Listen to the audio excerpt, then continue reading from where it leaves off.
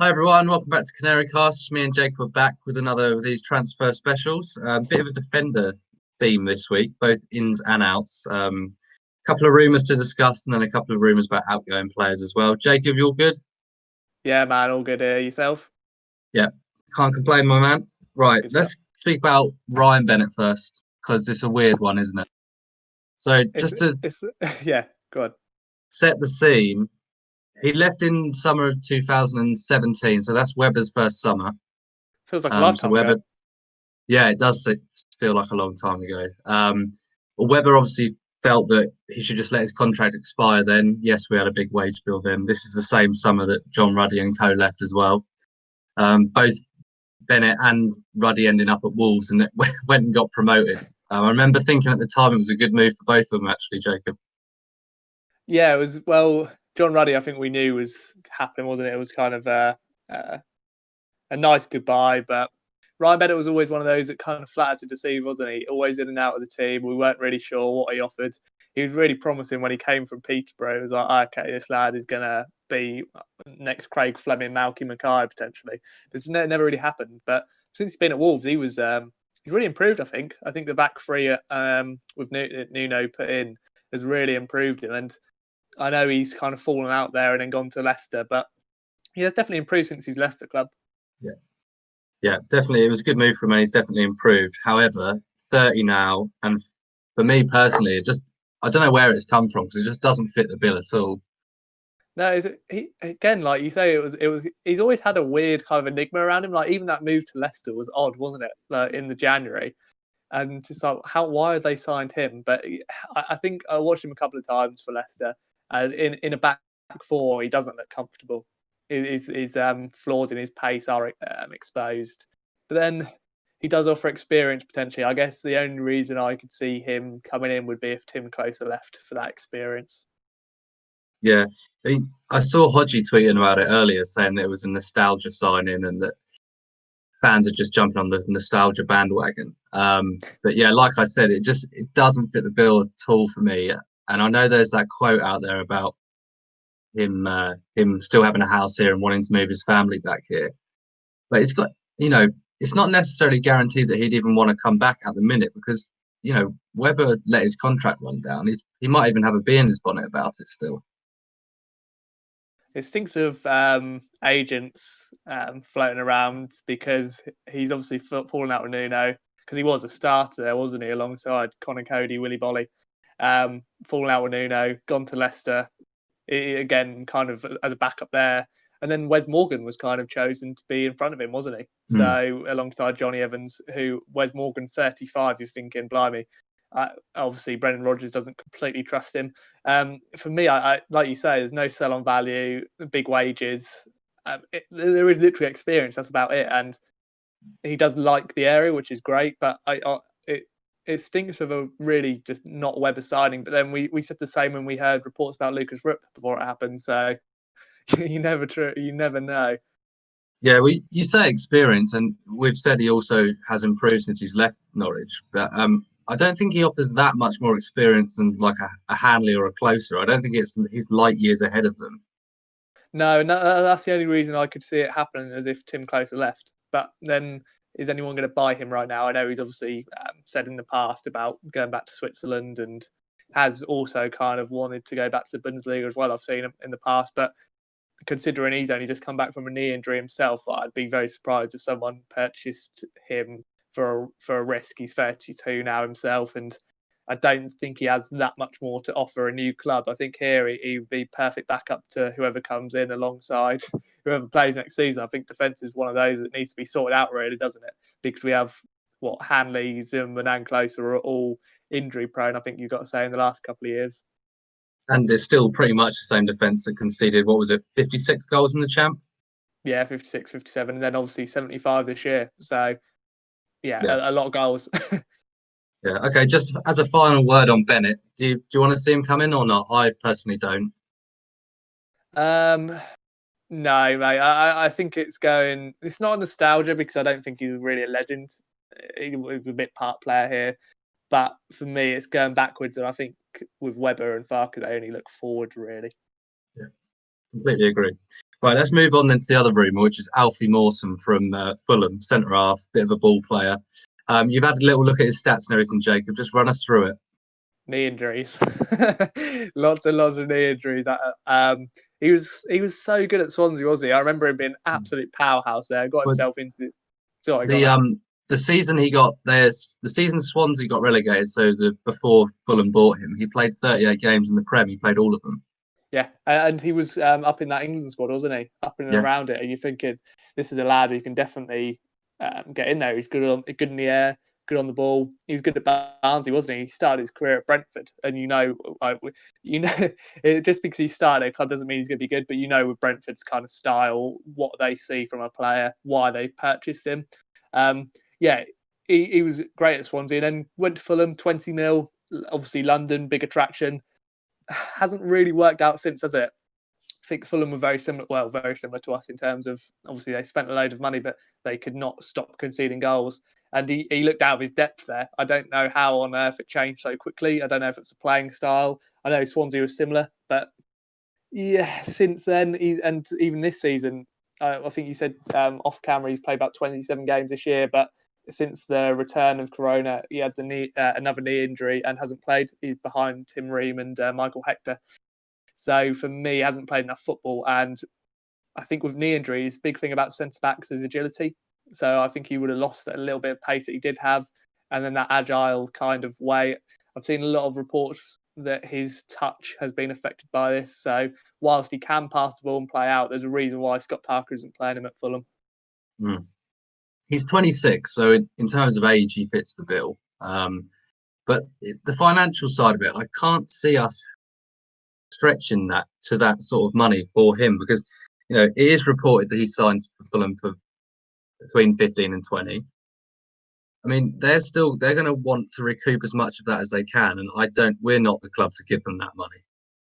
The only reason I can look at it as a potential Webber signing is he's had his high and has now dipped again and is looking to get back there, which is a lot like our other signings. But like you say, we don't really go around looking in the Championship, Premier League for English players for this reason, because they are just so much more expensive.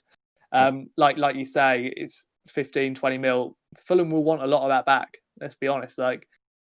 Even 8 million is out of our price bracket for one player, in my opinion. I guess. What was the tweet you saw earlier? Oh yeah. I saw some gentleman say it's fine. We can. The Corona price is 8 million, so we can pay that. It's like no, cut price. Yeah, that cut price. Yeah, it's still not a thing. Still going to be stupidly expensive. This is not going to work. But I guess it depends if Fulham go up. I guess if Fulham Premier League club could loan him out, but do we really want to loan a 26-year-old to improve him, then send him back to his parent club? I don't really see it working, to be honest. I'd much rather Mike van der Hoorn for free from Swansea or Rob Dickie from Oxford. Yeah. So, just as a final word on Mawson, do you fancy it or not? Because if he didn't have the knee problem and it wasn't going to cost us as much, then yeah, I'd get behind it. But because of those two reasons, I don't fancy it myself. I completely agree, mate. And I think if he was from the Bundesliga and you looked at it in exactly the same way, it'd be a fraction of the price, fraction of the wages, and you'd be able to get him in easily. But yeah, another potential injury-prone centre-back is not really what we need, especially for the extra prices. I think it might be an agent trying to push out a player who's not in form at the moment, or in and around the first 11, and he'll be putting him out on the shop window for this transfer window. Yeah, there's a lot of that at the minute, isn't there? Okay, so that's Alfie Mawson. Another name we've heard is Ben Gibson, and we're quite excited about this. Jacob, do you want to explain?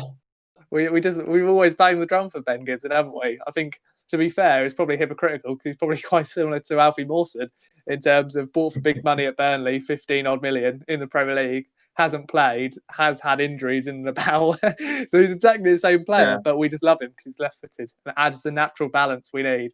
I'd love a left-footed centre-back. I thought he was going back to Borough personally, but they've just recently bought Grant Hall, haven't they? So I know he's still training at Borough, but for me, that would be a surprise if they bring both of them in. But I know Warnock has said he does really need to change there. I'd love to see Ben Gibson here, mate. I think if we can get the finances to work correctly, again, in our favour, I think it would be a perfect signing. Yeah, you said it's a bit hypocritical. He went to the Prem for big money and his wages won't be small. But I feel like that transfer to Burnley is long enough ago now for any sort of recuperation money that's just not a thing anymore. It will be, I think we will be paying less for him than we would Mawson, for example. I think as well, he's a he's a little bit forgotten. And B, are Burnley going to be paying big wages? I know they're an established Premier League club, but Sean Dyche has said so many times that they don't have the finances to kind of compete with the big boys in the Prem. So the 15 million was kind of a whoa when I saw it. And he's a great player. I remember him in the playoff final. I remember him all through that season. He's a good, solid centre back. I think we need that, don't we? A leader in there who can play from the back, yes, because I know Ben Godfrey is a big part of that. But I think we need a little bit of physicality. I know we had Hodgie on recently. That'll be up there or at the end of the video about we need a bit more physicality in there, a bit more aggression. And I completely agree with that. And I think Ben Gibson will fit the bill. Yeah, agreed. Okay, another name we've heard just this morning is a PSG defender, young lad, France international. Forgive me if I butcher the name. Loic Embe, so something like that. It's like a double barrel. Article on the Pink, and if you want to look full lowdown. Made his PSG debut at 17, so there obviously is a bit of talent there, Jacob. He's got 12 months left on his contract. It does stink of Stuart Webber. Yeah, I know we've been looking around the French market a little bit. We were after that winger, obviously, last season, weren't we? There will be scouts there again. 12 months might be a bit of a cheaper deal from Paris to Norwich. Could be a bit of a culture shock. Yeah. But well, obviously, we've looked at Melvin City. Obviously, he came from France. You could see it happening, couldn't you? Again, I can't pretend to know anything about him in terms of watching him play numerous times because he hasn't played that many times in his career. But yeah, it does think of a under 23 signing, doesn't it? Who could again go out on loan and then develop into potentially first team player. Yeah, I mean, it has literally been mentioned this morning. We've seen it, so I don't think it's quite in the pipeline yet. But there you go. Okay, let's move on to outgoing players then. I think I wanted to quickly talk about what your thoughts were on like what you think Daniel Farke and Stuart Webber are going to do with Rocky Bashiri and Firmino. I get the impression that Firmino is closer to the first team than Bashiri. Not only because he came on at Man City. Sorry? You had a talk with Stuart Webber about that, didn't you? About Firmino? Well, I mean, we mentioned it in passing, yeah. We were just talking about... Yeah, no. This is at the AGM in November, so this is a long time ago. And we were talking about whether to bring... Is it about bringing players in, or is it about promoting them from the youth academy? And I suppose the ideal is promoting them. And he said that Firmino will play for Norwich, which has come true because he played at Man City. But when he said it, he said it like he meant it, like he will play a decent role in the squad one day. Yeah. So I mean, now that he's come on against Man City, I do feel like he's close to the first team than Bashiri. Perhaps Bashiri spends another year out on loan or something, or we just ship out Closer and Godfrey and left with Zimmerman, Hanley, and then just complete new back forward. It's hard to know this early in the window. No, yeah, I agree, mate. I think Bashiri will be off on loan again. For him to be playing second division Belgian football, he's not going to really be. I'd be very surprised if he's ready to come. He has got that physicality. I think it was a shame that the loan at Blackpool came to an end, wasn't it? He wasn't really getting played enough there, which was a disappointment because I think him getting that League One football would have promoted him ready for the Championship, more ready for the Championship this year. Again, with Firmino, I think obviously with St Mirren up there, it is a physical league in the Scottish Premier League, isn't it? Left-footed, it would be great to see. Again, natural balance. We're going to keep banging that drum until we see a left-footed centre-back, aren't we? He's got the physicality, isn't he? For a young lad, he's got a massive frame. And he could comfortably deal with the physical side of it. I just think on the ball, he's not ready yet. Yeah, fair enough. Right, let's do outgoing transfer rumours, Jacob. I suppose the headline grab at the minute is Ben Godfrey. Sky Sports got hold of it, stuck a £30 million price tag on him. AC Milan and Bayern Leverkusen reportedly interested. What was your initial reaction to hearing that, Jacob? Well, we did a poll, didn't we? In terms of would Norwich fans take 30 million for him? I think it got almost 300 votes, and it was like 85% were saying yes, we'll take 30 mil. I completely agree. I think he's a great player for me. It's a real kind of positive spin on how Weber and Farke have developed players, isn't it? I know AC Milan aren't the same kind of team. Napoli have struggled recently, and Bayer Leverkusen, but again, they're all massive clubs. Like Bayer Leverkusen Champions League final, Napoli always in the Champions League, AC Milan. Everyone knows about their history, and I think it's fantastic for him and for the club to kind of look at a player who they've developed from York City. No disrespect to them, but obviously at the moment below Kings Lynn now. Obviously, I know they used to be a league club, but I think it's great for him, and it would be a fantastic move. Italy is kind of the stereotype is they defend a lot there, and it is a defensive league, but it will definitely improve him. I think that's the only part of the game he really needs to improve is just that defensive awareness and position, really. Yeah, I mean, yeah, you're right, absolutely right. It's nice for academy graduates to be linked with big European clubs. And 30 million probably is a fair price tag for Ben Godfrey in this moment. If he has another great season either in Serie A or in the Championship, he's going to be worth a lot more. And if there's multiple clubs involved in sort of bidding for him, if we can get a bidding war going and push it up as high as we can, it doesn't matter if it's daylight robbery and we take 40 million off someone for Ben Godfrey. So be it. Like, we don't need to be fair about it. Just get as much money as you can for the club. And if it's a rip-off for them, I don't care. Just get as much money as we can, start a bidding war, and just, yeah. I mean, this summer is probably going to be a bit like that with a few of our players. But I don't know. 30 million probably is fair for now, but I think with his potential, we should be trying to get a bit more out of them. I think 30 million for a player who's realistically played a year and a half of first-team football at centre-back is incredible, really, isn't it, when you're looking at it? AC Milan have kind of dabbled with English players recently, haven't they? I know Anthony Robertson from Wigan, it didn't quite come through, and then they were linked with Jeff Hendrick as well from Burnley. Obviously, I know he's Irish, but still Premier League. AC Milan are a massive pull, I think. Like that history. I know they're not the same team, not the same well coached, but the agents as well. I think we've heard reports ourselves from people in and around the club, haven't we? That his agents are very keen on him playing, not Premier League, but in the top league in a big country, aren't they? So I'd be surprised if we didn't see more and more kind of rumours. And obviously, we know Rio Ferdinand's in and around that group as well. I wouldn't be surprised if there's a Manchester United tag in and around there in a couple of weeks or so. But like you say, I do agree that bidding war, why not? I think Stuart Webber will probably be thinking the same. If you rob someone blind of, 10, 15 mil more, then why not? Yeah. Cool. Okay, the other outgoing I wanted to discuss, and there's not so much a rumour. Emi Buendia is in Madrid at the minute. I believe he has family there, but we've obviously had the Atleti link as well earlier in the window, or just before the season ended. Where is Emi Buendia going to be come September the 12th? Not at Norwich. Are you convinced he's going?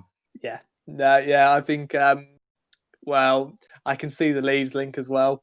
Bielsa's a massive pull for Argentinians. I know you might disagree, but the way he performed in Argentina, and let's be honest, Buendia fits the bill perfectly. Now, I know it's sometimes a cheap link between Argentina coach, Argentinian player, but considering Pablo Hernandez is getting on 34, 35 now, Buendia fits in that right-hand side, coming into the middle. I can't think of a better fit especially the Premier League, in the English league, that would fit or replace Pablo Hernandez as perfectly as Emi Buendia. I completely agree with you tactically, and for a club of Leeds size, it is spot on. Profile fits perfectly. For clarity, my one thing was that if he goes to a club who are going to possibly be flirting with relegation, a sideways move, in other words, is it worth doing for him? Because actually, he's probably good enough to get into a team that's, safe Premier League team that's going to be there for the next few seasons. Mid-table, top-half team. I think he's that good, and I'm not sure whether it would be worth his while taking a sideways move, even if he fits the tactical side of Leeds perfectly. It's going to be fascinating. I know, obviously, it's a Norwich channel, but Leeds is just going to be absolutely fascinating next year. They're either going to start up comfortably, or crash and burn, and Bielsa's going to go. I think the first will be the way they do it. It's a championship squad, though, and they do need players quickly. I'm not sure about how much finances there is there. Like, if I would not take anything below 30 million for Emi Buendia. I think, like you said, Atletico, yeah, 30 million minimum for me. I think I look at the Atletico link, and obviously his girlfriend's family are in Spain. I think he has family in around there as well. Obviously, he used to be there at Getafe, didn't he? I can definitely see the Atletico Madrid again. He would fit into that mold perfectly. Defensively, he does need improving, but he's got that ambition to work hard and work back, hasn't he?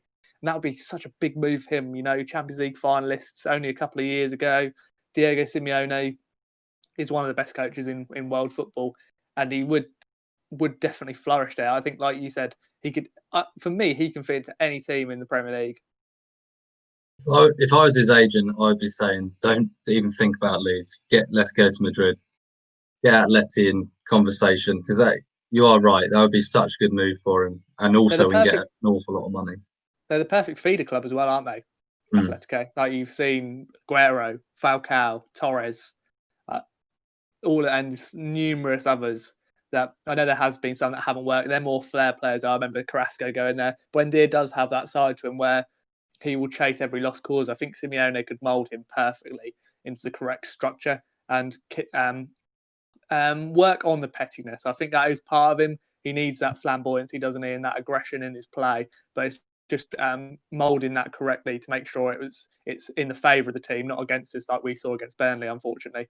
But yeah, I'd love to see Bielsa work with him, but I don't want Leeds to have him. No, neither do I. And I think on the point you made about his discipline, I think there's a bit more leeway for that in La Liga as well. That probably suit him as well. Any more names you've heard, Jake, that we should discuss before we wrap up? Well, you've obviously got Maxi Aarons, haven't you? That's in and around. You've got Tottenham, Bayern, Bayer Leverkusen, all kind of. I can see him going as well. Again, his agents are probably keen for him to go. And he probably does deserve to. I think along with Emi Buendia and Tim Krul, I'd say those are the three that would definitely deserve to. Ben Godfrey, I can see why you'd buy him. Jamal Lewis, again, I'm going to keep quiet on him because I really want to keep him. They will just say he's crap. And Todd Cantwell, I'd be, again, surprised if anyone takes a punt on him, to be really honest, after one good season. All right, fair enough. Okay, that's it for now. We'll be back with more of these, obviously, in the coming weeks. But enjoy the rest of your week. Take care, and thanks for watching. Cheers. See ya.